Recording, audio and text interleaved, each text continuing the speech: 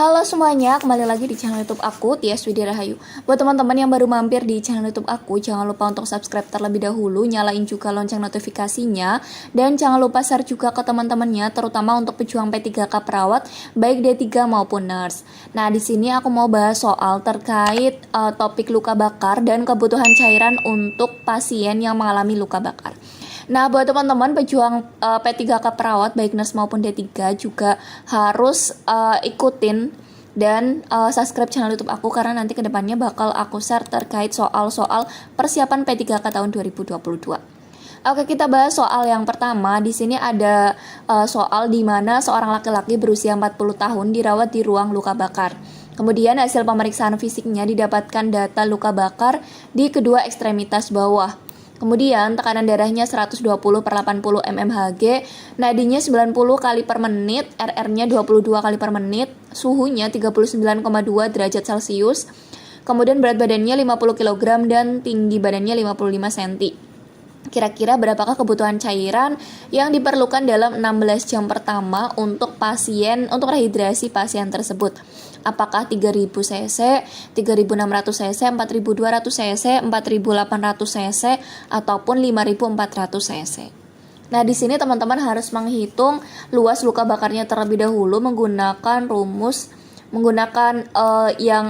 derajat luka bakar gitu, serta yang ada gambarnya rule of 9 kayak gitu.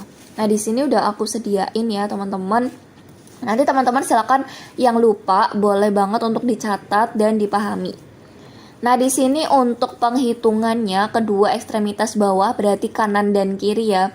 Kalau misal kanan aja berarti depan dan belakang di total 9 tambah 9 gitu kan. Semisal kanan yang ini kanan ya. 9 tambah 9 berarti kan 18 ya. Kemudian yang kirinya juga 9% ditambah 9%, 18. Jadi 18 tambah 18, 36%. Nah, ini hanya kedua ekstremitas aja. Kemudian untuk rumus kebutuhan cairan, teman-teman harus ingat rumus yang ini.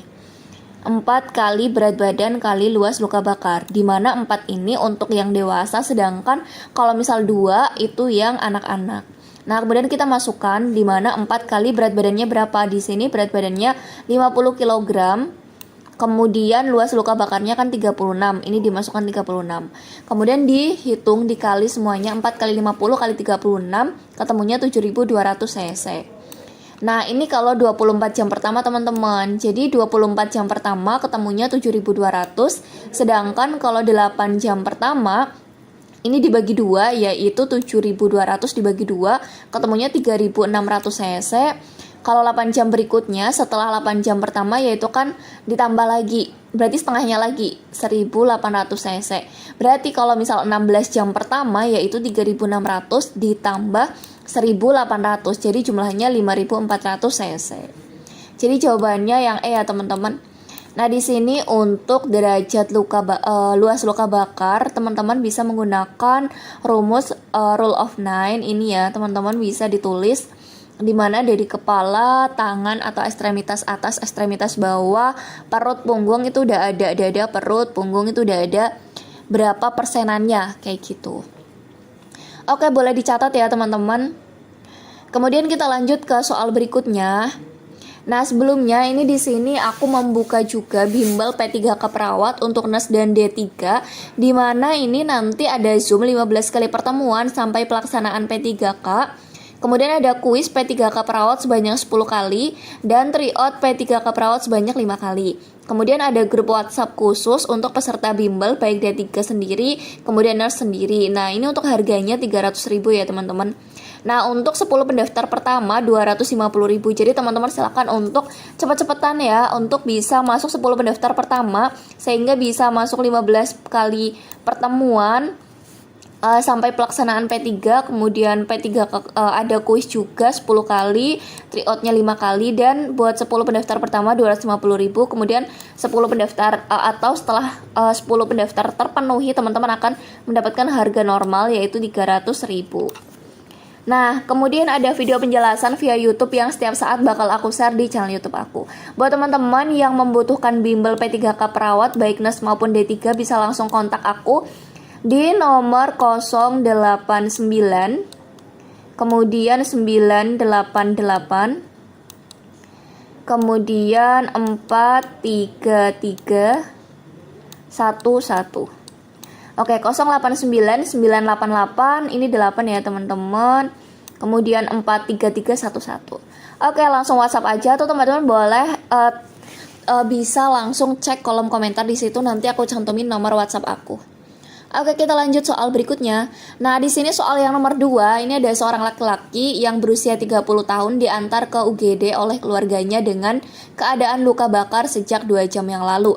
Kemudian hasil pengkajian luka bakar pada seluruh kepala, ada seluruh kepala, kemudian wajah dan leher, kemudian dada, perut, punggung atas, paha kiri.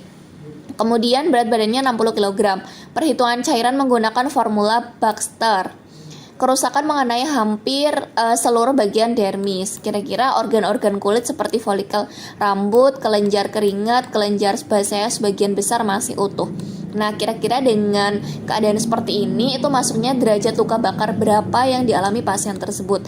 Apakah A derajat 1, kemudian derajat 2 dangkal, derajat 2 dalam, derajat ketiga maupun derajat keempat? Kira-kira berdasarkan kondisi seperti ini, kira-kira itu masuk ke berapa kayak gitu. Oke, nah di sini untuk penjelasannya ya teman-teman, di mana luka bakar derajat 2 ini dibedakan menjadi 2. Ada derajat 2 dangkal atau superficial dan derajat 2 dalam atau deep. Nah, di sini untuk yang dangkal, kerusakan mengenai bagian superficial dari dermis. Nah, kerusakan sebagian mengenai hampir seluruh bagian dermis, berarti yang dangkal. Oke, kemudian organ-organ kulit seperti folikel rambut, kemudian kelenjar keringat, kelenjar sebasea ini masih utuh. Nah, di sini juga dijelasin masih utuh ya teman-teman. Jadi itu masuknya ke derajat 2 dangkal. Kemudian untuk penyembuhan terjadi spontan dalam waktu 10 sampai 14 hari. Kemudian untuk derajat 2 yang dalam, ini kerusakan mengenai hampir seluruh bagian dermis. Hampir seluruh bagian dermis, organ-organ kulit seperti folikel rambut, kelenjar keringat, kelenjar sebasea sebagian besar masih utuh. Penyembuhan terjadi lebih lama. Nah, di sini kita cek kembali bahwa di sini hampir seluruh ya, berarti ini yang lebih tepat ke bagian derajat dalam, mohon maaf. Jadi jawaban yang paling tepat adalah yang C ya teman-teman. Derajat 2 yang dalam, di mana di sini hanya hampir seluruh bagian dermis, di sini juga hampir seluruh. Jadi jawaban yang paling tepat adalah derajat 2 dalam. Kayak gitu teman-teman, harus lebih teliti. Nah, di sini juga kalau derajat 2 dangkal dan derajat 2 dalam, ini bagian folikelnya dan yang lainnya itu sebagian masih utuh. Di sini juga sebagian masih utuh, itu sama. Oke, berarti yang derajat 2 dalam. Kita lanjut ke soal berikutnya. Nah, di sini soal yang nomor 3, seorang laki-laki berusia 40 tahun dirawat di ruang luka bakar. Hasil pemeriksaan fisik didapatkan data luka bakar di kedua ekstremitas bawah. Tekanan darahnya 120/80 mmHg, nadinya 90 kali per menit, RR-nya 22 kali per menit, suhunya 39,2 derajat Celcius, berat badannya 50 kg dan tinggi badan 55 cm. Berapakah kebutuhan cairan dalam 24 jam pertama yang diperlukan untuk rehidrasi pasien tersebut? Apakah 5.400 cc atau 6.000 cc, 6.600 cc, 7.200 cc ataupun 7.800 cc? Nah, silakan untuk teman-teman yang mau menjawab tulis aja di kolom komentar, atau teman-teman yang mau usul soal juga boleh tulis di kolom komentar. Nah, di sini udah aku buatin penjelasan di mana untuk kedua ekstremitas sama seperti tadi ya. Kita menggunakan rumus rule of 9. Jadi kanan, ekstremitas kanan itu 18, ekstremitas kiri bawah juga 18 ya. Jadi total 36. Untuk cairan kebutuhan cairan ini rumusnya sama, 4 kali berat badan kali luas luka bakar, di mana beratnya adalah 50 kg di sini ya. Kemudian luas luka bakarnya 36. Jadi 4 kali 50 kali 36 yaitu 7.200. Nah, jadi untuk kebutuhan cairan rehidrasi dalam 24 jam pertama yaitu 7.200 cc. Oke, jawabannya adalah yang D ya, teman-teman. Oke, kita lanjut soal berikutnya. Nah, di sini ada seorang laki-laki berusia 40 tahun dirawat di ruang luka bakar. Hasil pemeriksaannya didapatkan data luka bakar di kedua ekstremitas lagi. Nah, kira-kira berapa kebutuhan cairan yang diperlukan dalam 8 jam pertama untuk rehidrasi? Nah, di sini untuk beratnya sama ya, 50 kg. Kira-kira berapa gitu? Nah, di sini untuk kedua ekstremitas juga tetap sama ya, teman-teman. Totalnya adalah 36, kemudian rumusnya tetap sama. Kita menggunakan yang 4 kali berat badan kali luas luka bakar karena dewasa. Jadi dimasukkan 4 kali 50 kali 36 yaitu 7.200. Ini untuk 24 jam pertama. Tapi kalau 8 jam pertama berarti 7.200 dibagi 2. Jadi 3.600 cc. Nah, jawabannya adalah yang C ya, teman-teman. Karena yang ditanyakan adalah 8 jam pertama. Oke, dilanjut soal berikutnya. Nah, di sini ada seorang laki-laki usia 27 tahun diantar ke UGD dengan keluhan luka bakar sejak 1 jam yang lalu. Hasil pengkajian luka bakar pada seluruh kepala, kemudian wajah dan leher, dada, perut punggung atas, dan paha kiri. Berat badannya 60 kg. Perhitungan cairan menggunakan formula Baxter. Berapakah luas luka bakar keseluruhan? Jadi teman-teman harus menghitung kira-kira berapa gitu kan. Nah, di sini dijelaskan ya teman-teman bahwa untuk kepala depan dan belakang totalnya itu 9. Seluruh kepala, wajah dan leher 9.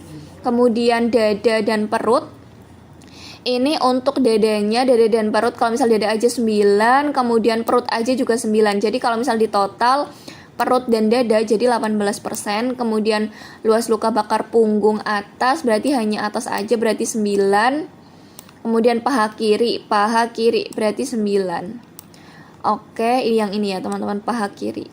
Oke, jadi totalnya adalah 45. Jadi total 9 ditambah 18 ditambah 9% ditambah 9% jadi 45%. Jawabannya adalah yang E.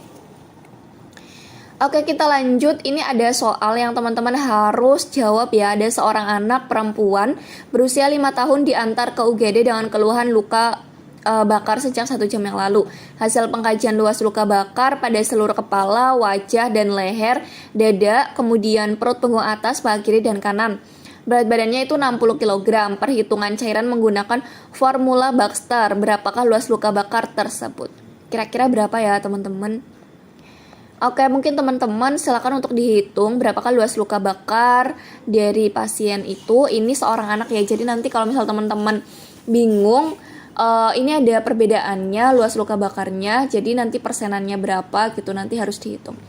Nah, itu teman-teman boleh tulis di kolom komentar ya jawabannya di soal yang terakhir ini. Semoga nanti teman-teman bisa lancar dan